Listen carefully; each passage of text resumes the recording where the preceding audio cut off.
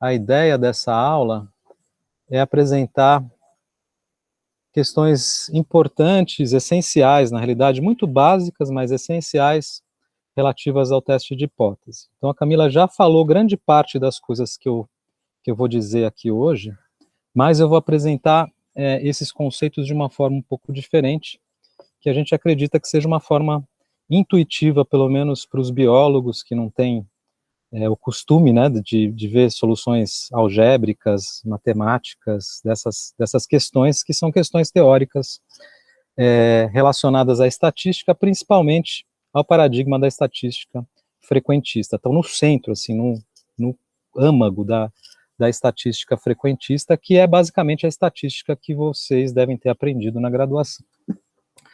Pois bem, então o que eu quero falar hoje, basicamente, né? Eu quero centrar muito na questão da lógica do teste, ou seja, qual que é a lógica básica que está por trás de um teste de hipótese, um teste que a gente também chama de teste de significância. E, nesse momento, focar bastante sobre o que significa e de onde vem esse valor que a gente chama de P. O P é central para os testes estatísticos da estatística frequentista clássica, e a gente vai focar nesse p-valor. Existem outros critérios para a gente usar também para fazer essa tomada de decisão. Então, vocês, basicamente, né, o teste de hipótese, como a Camila apresentou para vocês, é uma forma da gente tomar decisões, e existem outras formas de fazê-lo, mas a gente vai centrar durante esse curso no P. Vou falar, talvez pouco, mas vou falar sobre testes unibicaudal. A Camila ia falar na aula passada, acho que ela acabou não falando, mas eu vou falar um pouco sobre isso. No tutorial a gente vai ter bastante sobre essa diferença entre o teste de significância uni ou bicaudal. E também eu quero fazer ao longo de toda a aula essa conexão entre a biologia e estatística. Lembrando sempre que a gente está aqui num curso de bioestatística, né? Mas que para nós o foco ela é a biologia. Então as perguntas, as coisas que são importantes para a gente estão na biologia, basicamente para a grande maioria de vocês na ecologia, e a gente usa a estatística como uma ferramenta, como a Camila falou, essa ferramenta para a gente tomar decisões. Por que a gente precisa dessa ferramenta? Porque a gente tem incertezas, então aquelas incertezas que a Camila apresentou para vocês na última aula. Por trás desses testes de hipótese existe esse sujeito, que é o Ronald Fisher, que é esse inglês, que fez grande parte de tudo que a gente conhece, ele mais algumas pessoas, de tudo que a gente conhece na estatística clássica frequentista há mais de 100 anos atrás. Então, por exemplo, o teste de ANOVA, que talvez seja um dos testes que foram mais exaustivamente utilizados, pelo menos na área de biologia, ele vem desse sujeito, ele que desenvolveu o teste de ANOVA. E ele desenvolveu esse teste numa época em que quase que não existia uma sistematização de desenhos experimentais. Então, o que acontecia nessa época, lá na Inglaterra, por exemplo? Você tinha essas estações experimentais que ficavam fazendo testes com relação a diferentes variedades de cultivares, a diferentes manejos para você aumentar a produtividade desses cultivares, e eles tinham muita dificuldade em comparar diferentes campos de cultivo, por exemplo. Então, existia muita diferença associada, por exemplo, a variações climáticas, a variações do tipo de solo, e isso fazia com que a comparação entre esses cultivares fosse muito difícil, ou seja, sobre essas técnicas também. Por quê? Porque não existia uma sistematização de como planejar um experimento para fazer essas comparações. E esse sujeito, que é o Fisher, que trabalhou dessas estações experimentais na Inglaterra, lá no começo do século XX, ele foi contratado para fazer justamente isso, para pensar ou analisar os dados. Existiam mais de 100 anos de dados coletados nessa época, nessas estações experimentais, e eles precisavam de alguém para conseguir dar algum sentido para esse conjunto de informações. E ele desenvolveu livros muito importantes, talvez o mais importante seja o que está mais à direita, que é esse Statistical Methods for Research Workers, Por que esse talvez seja o mais importante? Porque ele é um livro que foi escrito de uma forma mais simples, que traz grande parte das coisas que estão nesse livro do meio, que é o livro que lança parte dos métodos que a gente utilizou nos últimos 100 anos, né, na estatística, mas era uma forma de divulgação desses métodos que não era tão matematizada. Então, justamente por isso, talvez esses métodos tenham se transformado em métodos muito, muito utilizados, porque as pessoas tinham acesso a esse livro. Mas, basicamente, o que ele fez foi desenhar, né, experimentos, ou criar esse conceito de desenho experimental nesse livro que está ali no meio, e foi também nesse livro que ele desenvolveu no capítulo 2 a técnica, por exemplo, de ANOVA. Além desses livros, ele tem uma importância monstra na ciência, ele também produziu muitas coisas na área de genética. Então, ele tem esse livro de genética, que quem é da área de genética conhece, ele continua sendo editado até hoje. Então, também foi uma pessoa que teve uma expressão muito grande. Inclusive, ele estava uma vez, o Kogomorov-Smirnov, esse russo que também desenvolveu técnicas na estatística, o Kogomorov estava num congresso e ele ouviu 2 geneticistas que estavam ao lado dele. Quando apresentaram o Fisher no congresso, os geneticistas falaram assim: mas esse Ronald Fisher é o mesmo que a gente conhece da genética, né? E ele se intrometeu e falou assim: sim, esse é o mesmo. Então, o cara teve importância monstra em diferentes áreas. Tem uma história interessante, né? Num desses experimentos que está descrito no livro do meio lá que eu coloquei para vocês, né? Tem uma história muito interessante sobre um dia, uma tarde, na realidade, na Inglaterra, onde o Fisher estava lá com os ingleses tomando chá, e uma senhora disse que o chá, quando você coloca o leite depois do chá na xícara, tem um sabor diferente do que quando você coloca o leite antes e depois o chá na xícara. E aí começou-se uma discussão e ninguém chegou a nenhuma conclusão se era ou não possível você distinguir essa mistura de chá com leite, sendo que o chá tinha sido colocado antes ou depois do leite. E aí, nesse momento, o Fisher desenhou um experimento e um método novo. Então, esse é o teste exato de Fisher. E esse experimento que ele desenhou foi simplesmente colocar para essa senhora 20 xícaras de chá e oferecer a ela, e ela tinha que dizer se o chá tinha sido colocado antes ou depois do leite. E ele nesse capítulo do livro também, ele descreve como é que ele fez esse experimento, como é que você calcula a probabilidade dessa senhora acertar quantas xícaras, né, quantas xícaras ela consegue acertar se o leite foi colocado antes e depois. E dá para calcular isso exatamente, qual que é a probabilidade dela ter acertado, né, as xícaras, sendo que pode ser ao acaso. Então, ela poderia ter acertado simplesmente porque ela teve sorte aquele dia e falou: isso aqui tem chá depois, esse aqui não é, e poderia ter acertado. Para ela acertar na condição em que ela não tem nenhuma habilidade para distinguir, né, o paladar do chá antes ou depois, existe uma probabilidade. Então, é possível que ela consiga acertar todas? É possível, né? Então, ela acertou algumas e o Fisher calculou qual era a probabilidade dela ter acertado aquele número de xícaras, sendo que ela não tinha essa habilidade. Então, o cenário que ele calculou a probabilidade é o cenário onde ela acerta simplesmente por sorte. Tá? Esse livro que a Camila também indicou para vocês, eu indico fortemente essas histórias, tanto do Fisher, que eu contei para vocês, né, parte delas, quanto essa da senhora tomando chá, está descrita nesse livro do Salzburg. É um livro muito gostoso de ler, a leitura é muito fácil, e foi uma das indicações também da Camila ontem para vocês. Bom, vamos parar de tomar chá e vamos começar então o que é a nossa aula propriamente dita.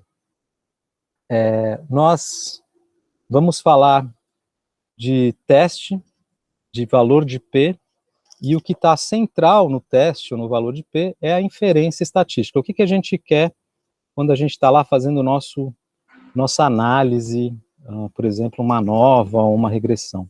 A gente quer fazer uma inferência. uma inferência estatística. E o que é a inferência estatística? Ela nada mais é do que a gente fazer uma afirmação sobre um todo, ou seja, o nosso universo estatístico, a partir de uma amostra. Essa amostra é uma amostra que, para nós, tem que ser representativa desse todo. Então, basicamente, é isso que a gente quer fazer. A gente quer fazer uma afirmação e, uma afirmação para o conjunto todo, né, o nosso universo, a partir de uma amostra que a gente tomou desse universo. Só que a gente quer mais do que isso. A gente quer associar a essa afirmação a nossa incerteza com relação a essa afirmação.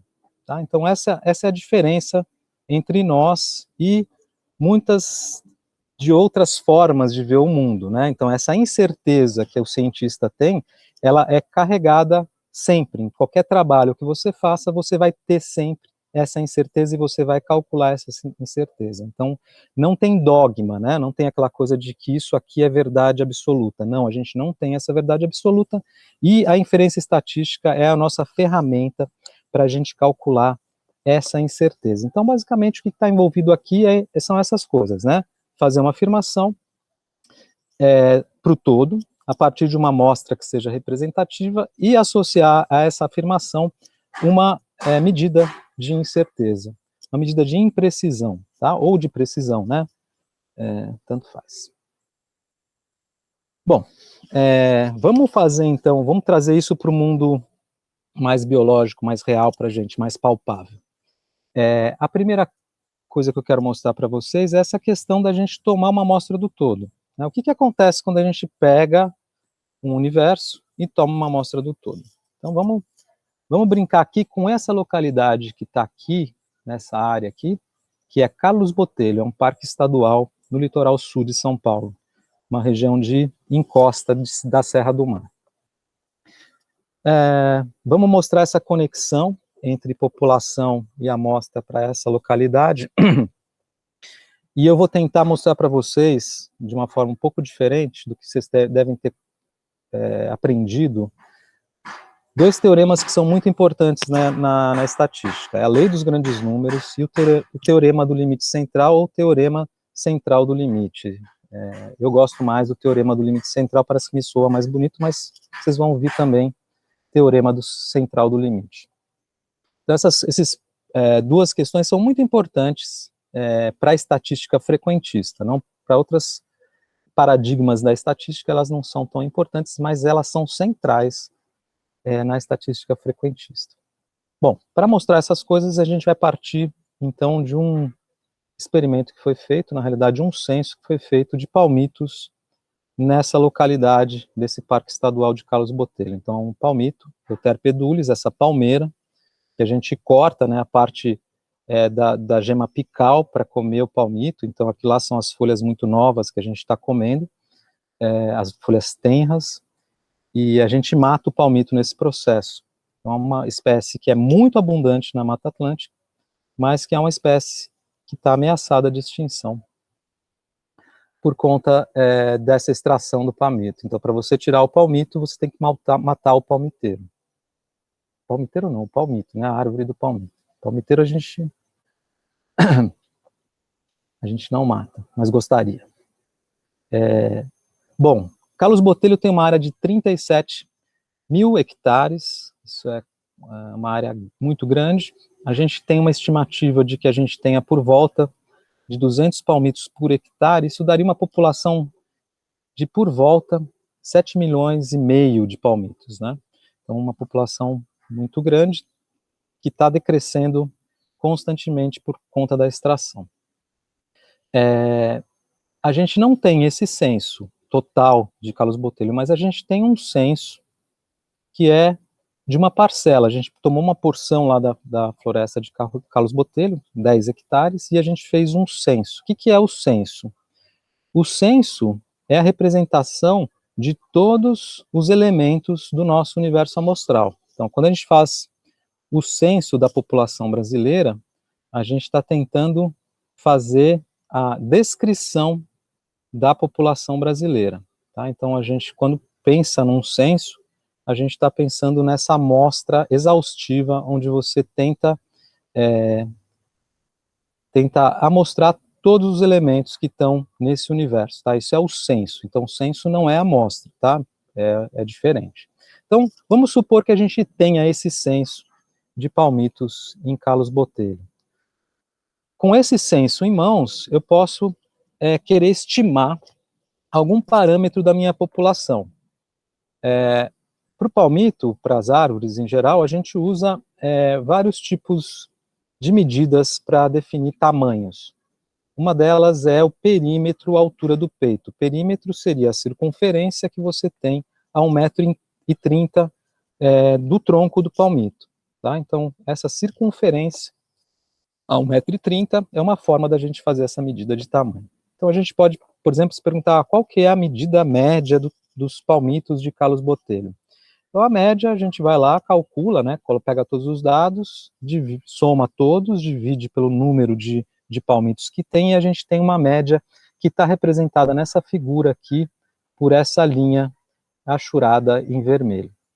E essa média está representada aqui em azul, a gente tem, então, uma média de 32,6 centímetros de perímetro, em média, nos palmitos dessa população. Isso é a informação da população estatística, tá bom? E por quê? Porque esses valores aqui vêm do censo.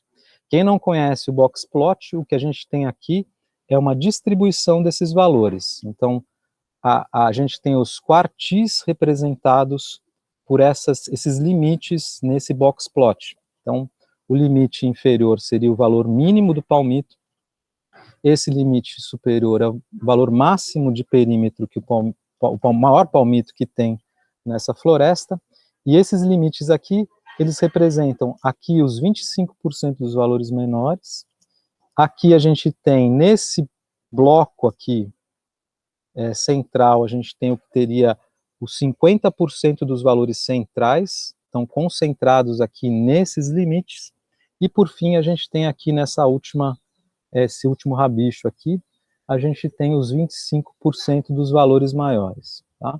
Então você pode dizer, por exemplo, que nos palmitos de Carlos Botelho a gente tem 50% dos tamanhos do palmito estão concentrados entre, desculpa que eu estou vendo a tela direito, entre 21 e 45, tá? Então, metade dos palmitos tem entre 21 e 45.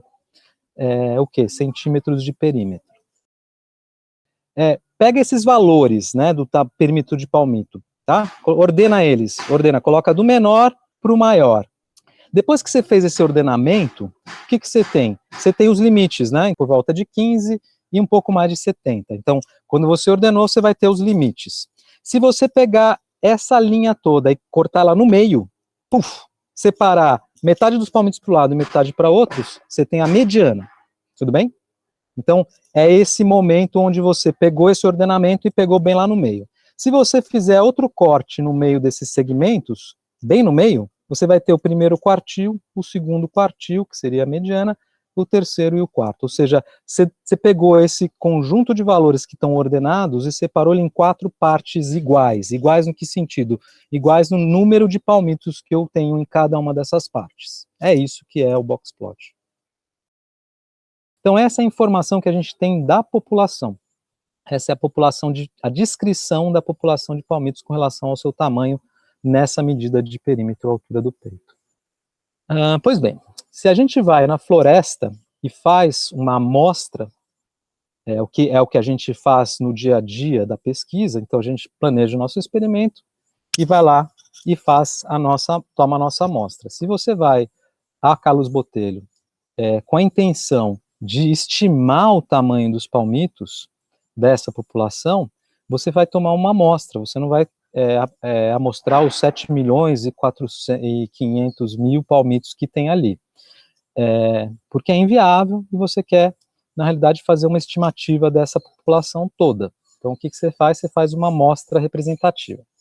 Nesse slide aqui, a gente está fazendo amostras de 10 palmitos. Então, eu estou indo lá em Carlos Botelho, fui uma vez, fiz uma primeira amostra de 10 palmitos, e o valor que eu tenho é isso aqui, 34,7. Ou seja, a minha estimativa de média dos tamanhos de palmito para Carlos Botelho, a partir da minha amostra de 10 palmitos, ela é por volta de 35 centímetros de diâmetro, tá? Então, uma coisa é o parâmetro que está lá na população, e a outra coisa é essa estimativa do parâmetro da população que a gente faz a partir da nossa amostra.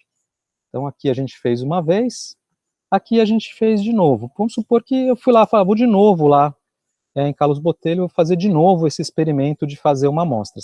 Lembrando sempre que a gente não faz isso, a gente vai uma vez só, né? A gente planeja bem o nosso experimento e vai fazer a amostra. Mas vamos supor que a gente está repetindo esse procedimento de ir a campo muitas e muitas vezes. Eu fui de novo, e aí eu tive o valor de 33,4 nos 10 palmitos, em média, né? A média dos 10 palmitos que eu amostrei. Vou lá de novo, faço isso de novo, e aí eu tenho 35,7. Faço de novo, aí eu tenho um valor de 23,8. Então, eu estou fazendo isso muitas e muitas vezes. Então, a gente pode fazer esse exercício mental, né, essa questão de você voltar muitas vezes e fazer muitas vezes esse experimento de amostrar 10 palmitos em Carlos Botelho. Então, aqui eu estou fazendo isso muitas e muitas vezes. Essa amostra ela é feita completamente aleatória. Então, eu estou pegando 10 palmitos ao acaso dentro da floresta e eu posso fazer isso muitas e muitas vezes, repetir isso muitas e muitas vezes. E aqui eu estou repetindo isso e estou colocando os valores nessa distribuição. Tá? Então, cada vez que eu vou lá e pego um valor de média de 10 palmitos, eu coloco ali e estou computando a frequência com que esses valores aparecem. Então, no Y é a frequência que esses valores aparecem, e no X eu tenho aqui o tamanho médio dos perímetros de palmito para uma amostra de 10. Tá? Então, aqui são muitas vezes amostras de 10. No caso aqui, são 1000 amostras de 10. Então, é como se eu tivesse feito 1000 idas a campo. A cada ida a campo, eu peguei 10 palmitos e calculei a média e coloquei ali naquele gráfico. Tá? Então, vocês podem perceber que a construção desse gráfico, ela vai tendendo a um valor central. Tudo bem? Qual que é esse valor central que tende essa reprodução dessa amostra muitas e muitas vezes? É a média da população. Então, se eu repito esse experimento muitas e muitas vezes, eu vou ter uma tendência ao limite central. Acabaram de aprender o que é o limite central. Tá? Essa é a teoria que está por trás na base da estatística frequentista. Ou seja, se eu reproduzo o experimento muitas e muitas vezes, eu vou ter a tendência a ter essa distribuição normal centrada no valor do parâmetro da população. Por que eu estou mostrando isso para você, esse exercício mental de refazer o experimento muitas e muitas vezes? A gente não faz isso, então por que eu estou mostrando? Eu estou mostrando porque esse exercício de refazer muitas e muitas vezes está por trás da teoria da estatística frequentista clássica. Tá? Então, o que está por trás de quase tudo que a gente faz, e da própria inferência que a gente faz, o cálculo que a gente tem para calcular os valores de P e tudo mais, elas estão o que está por trás é um pouco essas ideias, tá? Essa ideia de você reproduzir muitas e muitas vezes o experimento. Vamos avançar um pouquinho aqui, vamos fazer a mesma coisa que eu fiz nesse exercício mental de voltar muitas e muitas vezes ao campo. Em vez de pegar 10 palmitos a cada vez que eu vou, eu pego 100 palmitos. O que vai acontecer? A distribuição vai ser a mesma dos valores desse experimento de ir muitas e muitas vezes ao campo, né, desse exercício de muitas vezes ao campo? Uma coisa é igual. O que é igual é que a tendência central vai permanecer, ou seja, a gente vai tender a uma distribuição normal centrada no valor da população. Tá? Então, a média vai ser lá por volta de 32,6. Tudo bem? Mas a forma dessa distribuição ela vai variar. Ela vai continuar sendo uma distribuição normal, mas que vai ter uma forma um pouco diferente. Tá? Então está aqui essa distribuição agora com amostras de 100, desculpa, 1000 vezes com amostras de 100, a outra vez a gente tinha feito 1000 vezes com amostras de 10. E se a gente colocar essas duas distribuições juntas, então aqui, o que acontece? O que acontece é que se você tem uma amostra de tamanho maior, ou seja, se você vai a campo e faz uma amostra de 100 palmitos, a sua precisão ao estimar o parâmetro da população, é muito maior. Ou seja, aqui com a amostra de 100, que está em vermelho, e depois aqui fica mais roxinho, ela tem valores centrados aqui, né, em coisas muito próximas ao 32,6, tá?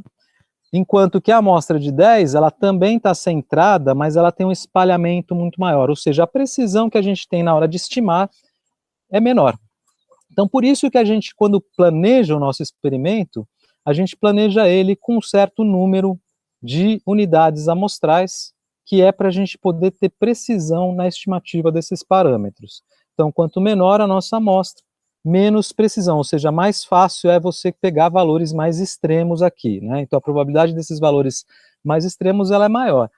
Aumentou a amostra, a gente aumentou bastante a nossa amostra aqui, né? Aumentamos em 10 vezes. Mas, para quem está indo para campos, que faz essas medidas em campo, sabe que o mais difícil é chegar, né, no lugar e conseguir definir quais são os palmitos que a gente vai amostrar, porque tirar a mesma medida é muito rápido quando você já está em campo, apesar dos pernilongos vão estar picando você em todos os lugares. Então, nesse caso, por exemplo, vale a pena a gente aumentar o nosso esforço numa ida a campo para ter mais precisão na hora de você tomar a sua amostra. Tudo bem? Então, a medida de precisão da minha estimativa está relacionada a esse maior ou menor distribuição, né, essa distribuição mais frouxa ou distribuição mais compacta que a gente tem desse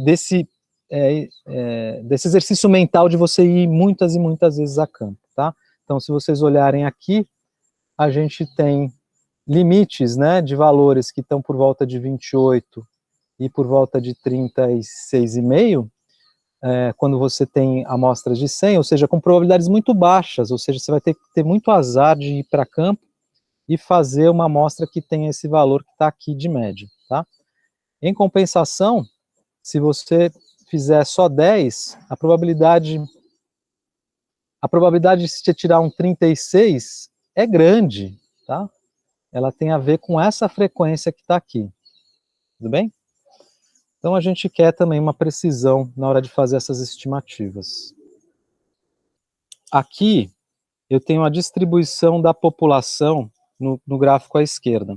Então assim, a população por quê? Porque eu fiz um censo, por isso que quando a Camila Barreto me perguntou, mas eu falei, não, eu tenho um censo, eu não tenho uma amostra, né? Então eu tô partindo de um censo, é como se eu conhecesse o universo, como se eu fosse Deus, eu conheço tudo que está lá, e eu posso então brincar com esses valores da população. Então isso aqui seria, nesse gráfico aqui à esquerda, seria a distribuição da população.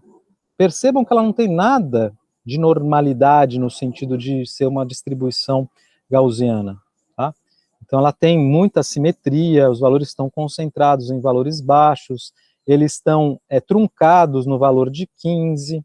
Por que estão truncados no valor de 15? Porque eu tenho censo, mas o meu censo tem um critério de inclusão, e o critério de inclusão é 15 centímetros de diâmetro à altura do peito.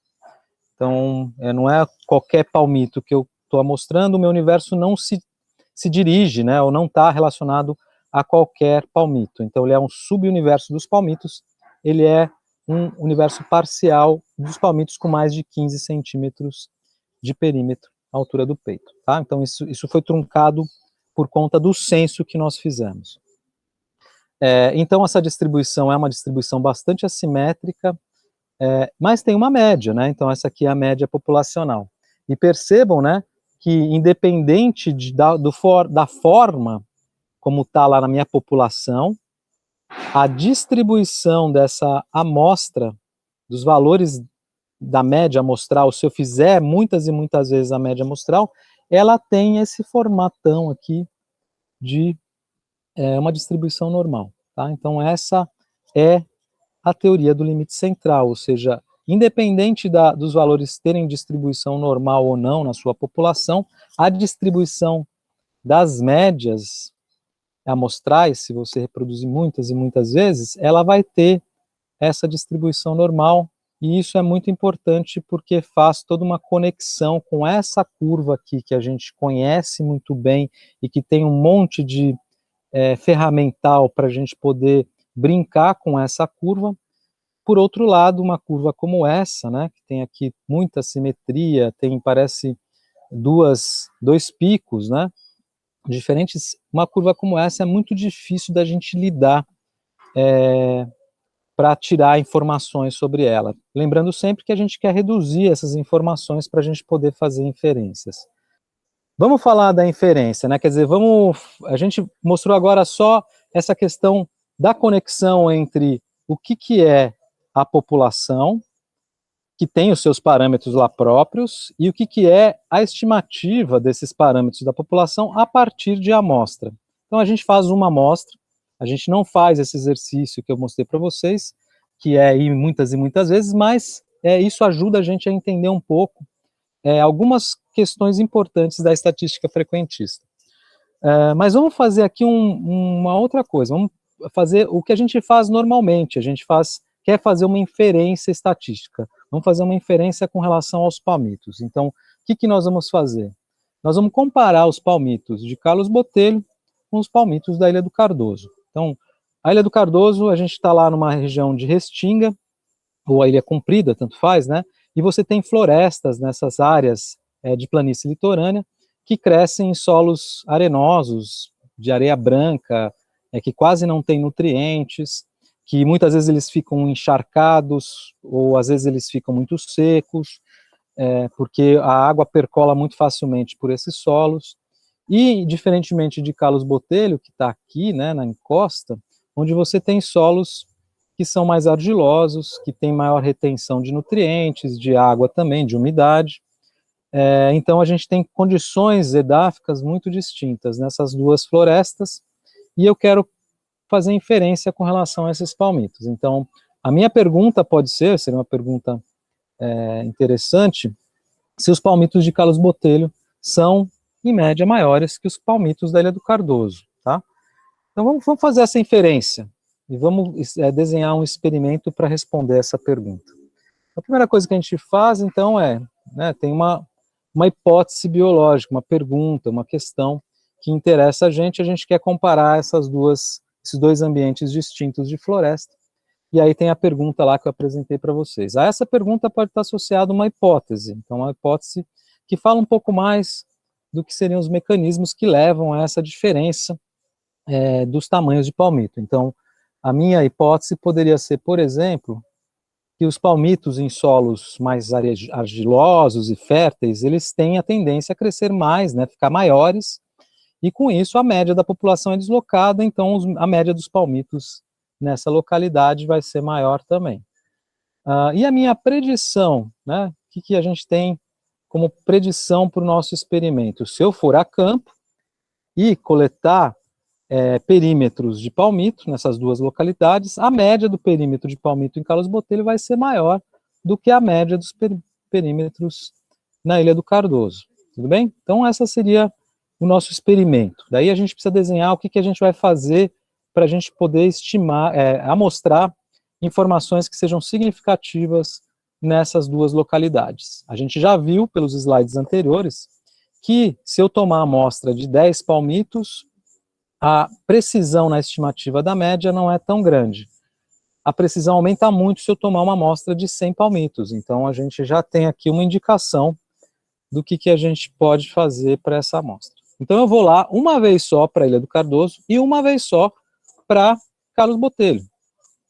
Então, assim, eu não fui 1000 vezes para um lugar e 1000 vezes para outro. A gente não faz isso na estatística. A gente vai lá e faz uma amostra. Desenhei o experimento, vou lá para Carlos Botelho, vou lá para a Ilha do Cardoso e fiz uma amostra de 100 valores de palmito. E aqui está a representação dos 100 valores em vermelho de Carlos Botelho e em azul aqui nesse box plot os 100 valores da Ilha do Cardoso. Tá? Então essa é a distribuição dos valores da minha amostra. Fiz uma amostra lá e fiz uma amostra aqui. Tudo bem? Então nós vamos brincar com esses valores agora, baseados nessa hipótese que a gente colocou nessa pergunta de que Carlos Botelho tem palmitos em média maiores. A primeira coisa que a gente vai fazer é estimar os parâmetros, né, da nossa amostra que estão conectados ao parâmetro da população. Então lá, eu vou lá, calculo a média da amostra para Carlos Botelho, e o valor é 31,3. Depois eu vou lá e calculo a média da amostra de 100 palmitos da Ilha do Cardoso, e o valor da média é 26,8. Tudo bem? E eu posso, então, a partir dessas informações que vêm da minha amostra, eu posso calcular algo que é a diferença entre esses dois valores. O quanto que Carlos Botelho, em média, tem palmitos maiores do que as médias dos palmitos da Ilha do Cardoso. Percebam que eu estou trabalhando com as médias do tamanho da minha amostra. E essa diferença do tamanho médio dos palmitos é de 4,6 centímetros de perímetro. Tá? Tudo bem? O que eu faço agora? Eu posso fechar a minha pergunta? Eu posso responder? Eu posso fazer aquela afirmação que eu quero fazer na inferência? Você lembra que a inferência está relacionada a uma afirmação que eu faço sobre o meu universo, a partir de uma amostra que eu tomei, e eu posso fazer essa afirmação? Eu posso sim. Então eu já fiz lá a conta das médias, as médias são diferentes, existe uma diferença da ordem de 4,6, e eu posso sim dizer que, em média, os palmitos de Carlos Botelho são maiores do que os palmitos da Ilha do Cardoso. Tudo bem? Por quê? Porque a única informação que eu tenho, e é onde eu estou me baseando, é na minha amostra. Não tem problema nenhum fazer essa afirmação, porque eu tenho essa amostra feita. O que eu quero mais, além disso, é associar a essa afirmação uma medida de imprecisão.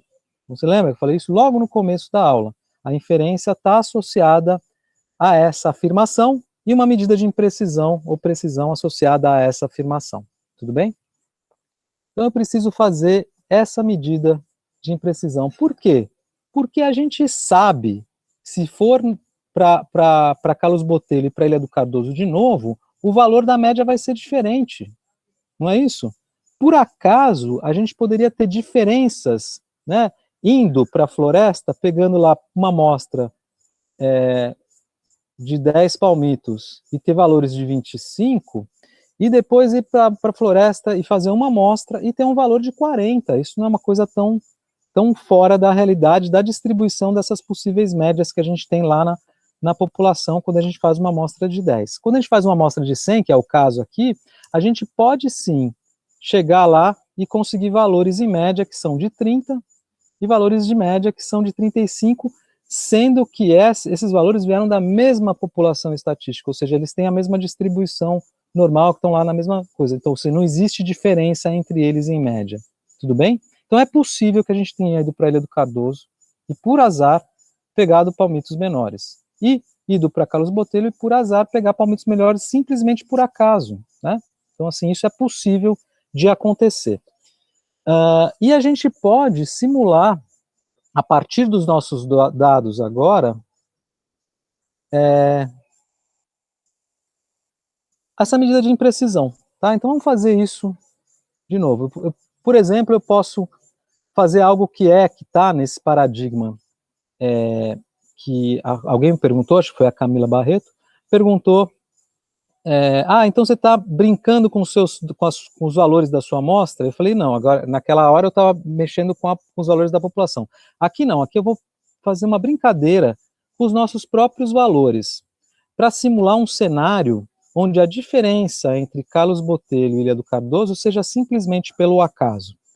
Então, como é que eu simulo um cenário onde a diferença dos valores seja, em média, né, a diferença média entre de 100 valores com outros 100 valores, seja simplesmente gerada por acaso?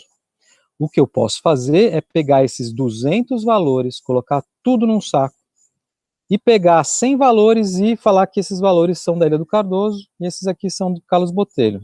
E tiro a média e vejo a diferença. Volto tudo para o saco, chacoalho tudo, bagunço tudo, e pego de novo 100 valores que vão representar a Ilha do Cardoso e 100 valores que vão representar Carlos Botelho. E vejo qual a diferença da média desses dois conjuntos. Tá? Então, quando eu embaralho todos os valores, né, onde eles não têm mais a identidade se vieram da Ilha do Cardoso, se vieram de Carlos Botelho, isso faz com que qualquer diferença que apareça na hora de eu buscar esses valores, né, e separar 50% para um lado e 50% para outro, que é qualquer diferença que apareça seja simplesmente pelo acaso, tá? Isso se chama método de permutação ou métodos de Monte Carlo. Então a gente pode fazer isso, e a gente pode, por exemplo, aqui eu fiz isso uma vez, tá? Chacoalhei lá o saco, tirei 100 valores para representar Carlos Botelho e 100 valores para representar Ilha do Cardoso. A diferença agora caiu para 0,2, tudo bem? E eu posso fazer isso muitas e muitas vezes. É muito fácil eu simular isso, muitas e muitas vezes. E aqui eu estou simulando isso muitas e muitas vezes. Então essa animação, ela está simplesmente fazendo isso, bagunçando os dados. Eu permaneci com as cores originais, então as cores da Ilha do Cardoso está em azul, de Carlos Botelho em vermelho, mas eu estou bagunçando os valores ao acaso, tá?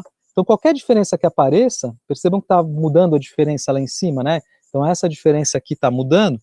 A cada vez que eu bagunço, essa diferença pode ser negativa, pode ser positiva, pode ser maior, menor, então às vezes tem maior do que 4,6 e assim por diante. Então, estou fazendo isso muitas e muitas vezes.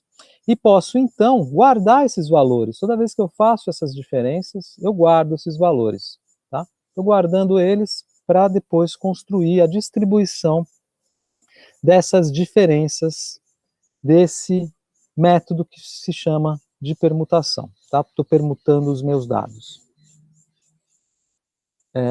E como é que é o gráfico dessas diferenças? O gráfico que está sendo mostrado, está sendo construído aí. Então, estou aumentando as simulações e, no momento que eu aumento as simulações, eu tenho a construção desse gráfico que está centrado em zero. Por que está centrado em zero? Porque é a diferença entre duas médias de um conjunto de dados que são bagunçados toda vez. Então, em média, o que você vai ter é que não tem diferença, porque é uma bagunça, é uma mistura, né?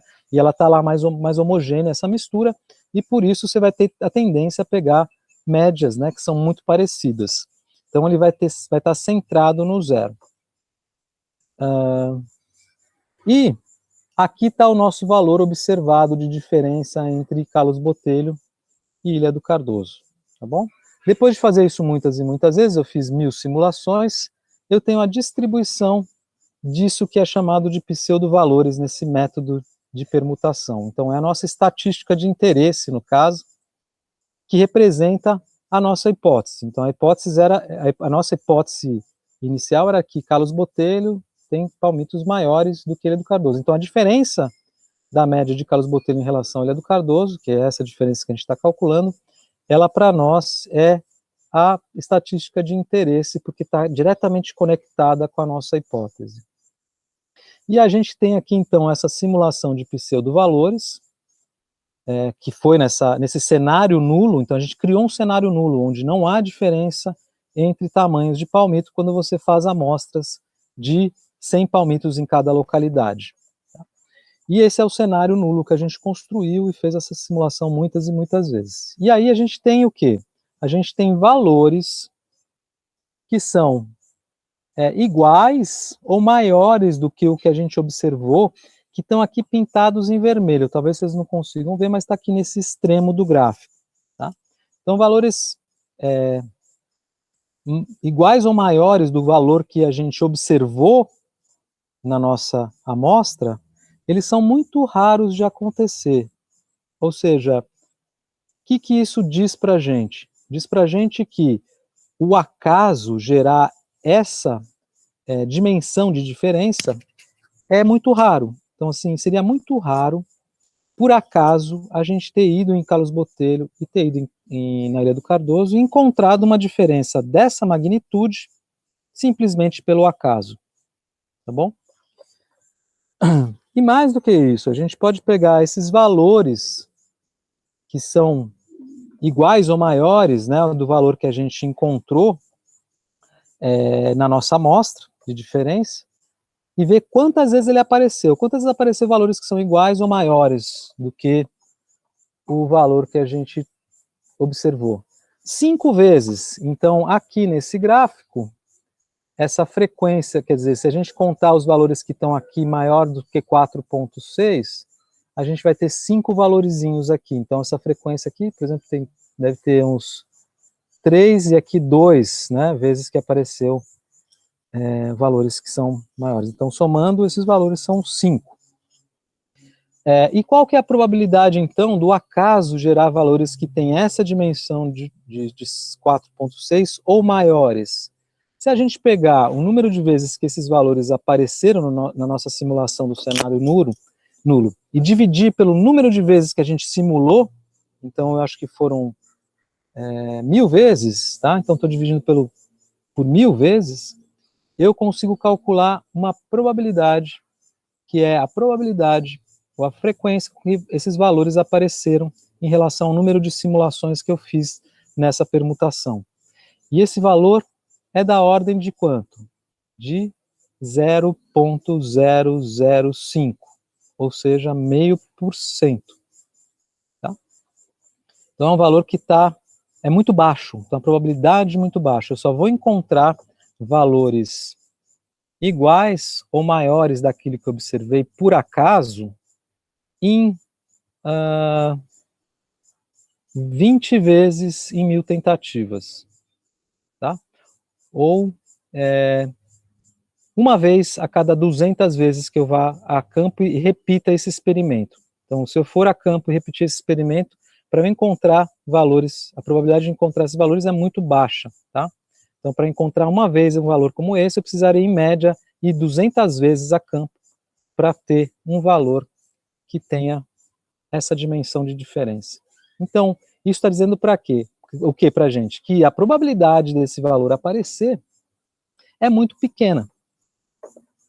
E isso é o nosso p-valor. Esse é o p-valor dos testes estatísticos. Independente do que você faça ou qual teste que você usa, o que está por trás é essa ideia que eu estou passando para você aqui nesse experimento muito simples dessa comparação de duas médias. Pode fazer essa mesma estatística, ou seja, esse mesmo teste, essa mesma inferência, e calcular um valor de P associado a esse teste da diferença entre as médias, que é o teste clássico, o teste T. Então aqui eu estou fazendo o teste T de Student, que foi desenvolvido por esse inglês, o William Gossett, e ele, por trabalhar numa cervejaria, e essa cervejaria ter tido numa época um funcionário que vazou informação, que fez espionagem industrial e vazou informação sobre a receita de cervejas, essa cervejaria tinha um contrato com os funcionários de que você não poderia publicar artigos nenhum, né, você não poderia fazer nenhuma publicação sobre as coisas que estavam lá dentro da cervejaria. E o Gossett desenvolveu esse teste para testar diferentes qualidades de malte na produção de cerveja.